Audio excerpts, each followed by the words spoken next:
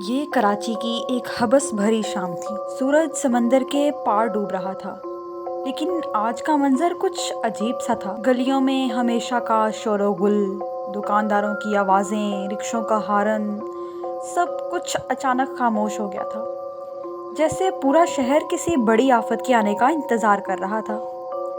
پچھلے چند ہفتوں سے پاکستان کے دیہی علاقوں میں ایک عجیب بیماری کی خبریں گردش کر رہی تھیں۔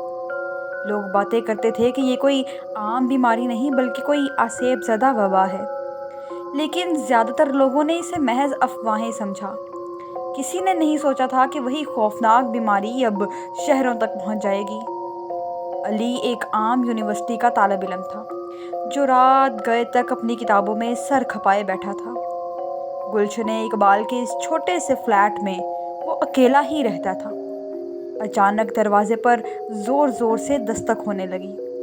علی بیٹا، علی بیٹا، باہر سے ایک بوڑھی عورت کی آواز گونجی۔ یہ اس کی ہمسائی فاطمہ خالہ تھیں، جو اکثر اپنے چھوٹے پوتے رضا کے ساتھ آتی تھی۔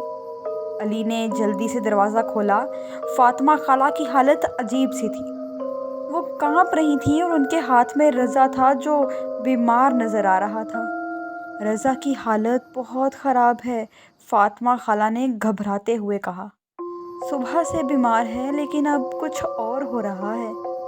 علی نے رضا کو غور سے دیکھا۔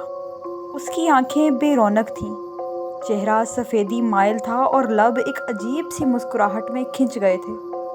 اچانک رضا نے ایک جانور کی طرح علی پر حملہ کر دیا، جیسے وہ اسے کاٹنا چاہتا ہو۔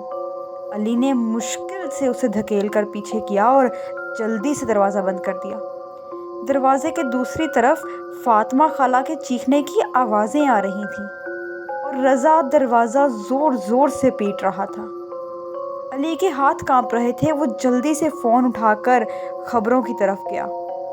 ہر چینل پر ایک ہی سرخی تھی: سندھ کے دیہات میں عجیب وائرس کا پھیلاؤ، مردے زندہ ہو رہے ہیں۔ اگلے چند دنوں میں کراچی کا منظر مکمل طور پر بدل گیا۔ ہر طرف خوف و ہراس پھیل گیا۔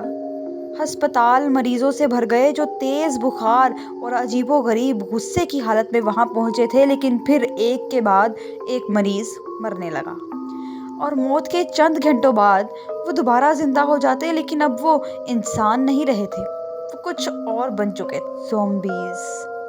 حکومت نے ہنگامی حالت کا اعلان کیا، لیکن بہت دیر ہو چکی تھی۔ زومبیز تیزی سے شہر کے ہر کونے میں پھیل گئے۔ سڑکیں اب محفوظ نہیں رہیں۔ جنہوں نے بچنا تھا وہ اپنے گھروں میں قید ہو گئے، لیکن بہت سے لوگ اس خوفناک وبا کا شکار ہو چکے تھے۔ صدر بازار جیسے مصروف علاقوں میں ہر طرف زومبیز گھومتے نظر آنے لگے۔ لوگ جان بچانے کے لیے دوڑ رہے تھے، لیکن زومبیز انہیں اپنے پنجوں میں جکڑ رہے تھے۔ کراچی، جو ہمیشہ روشنیوں کا شہر تھا، اب اندھیرے کا شکار ہو چکا تھا۔ علی جانتا تھا کہ اسے یہاں سے نکلنا ہوگا۔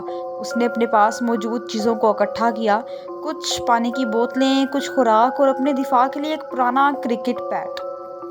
اس کا مقصد اپنے والدین کے پاس حفاظت سے پہنچنا تھا، لیکن سفر خطرناک تھا۔ سڑکوں پر زومبیز کا قبضہ تھا اور فوجی چیک پوائنٹس ویران ہو چکے تھے۔ راستے میں علی کو کچھ اور زندہ لوگ ملے۔ ان میں سارا، ایک صحافی تھی جو وبا کی خبر رپورٹ کر رہی تھی، اور حسن، ایک سابق فوجی افسر جو جنگ کے طریقوں سے واقف تھا۔ ہمیں کراچی چھوڑنا ہوگا، حسن نے کہا۔ یہ شہر ختم ہو چکا ہے۔ سنا ہے کہ مری کے پہاڑوں میں ایک محفوظ پناہ گاہ بن رہی ہے، وہاں شاید ہمیں بچاؤ کا موقع ملے۔ علی کو اپنے خاندان کی فکر تھی، لیکن اسے معلوم تھا کہ اب کراچی محفوظ نہیں تھا۔ اس نے سارا اور حسن کے ساتھ سفر کا فیصلہ کیا۔ یہ گروپ سڑکوں سے دور گلیوں میں چھپ کر چلنے لگا۔ ہر موڑ، ہر گلی موت کا سامنا کروا سکتی تھی۔ رات کے وقت شہر ایک خوفناک خاموشی میں ڈوبا ہوا تھا۔ بس دور کہیں سے زومبیز کی دردناک آوازیں آتی اور کبھی کبھار کسی بدقسمت کی چیخ سنائی دیتی۔ سفر کے دوران وہ ایک پرانی فوجی چھاؤنی پر پہنچے۔ یہ جگہ سنسان تھی، لیکن اس کے آثار بتا رہے تھے کہ یہاں کوئی بڑی لڑائی ہوئی ہے۔ چھاؤنی کے اندر کا منظر انتہائی خوفناک تھا۔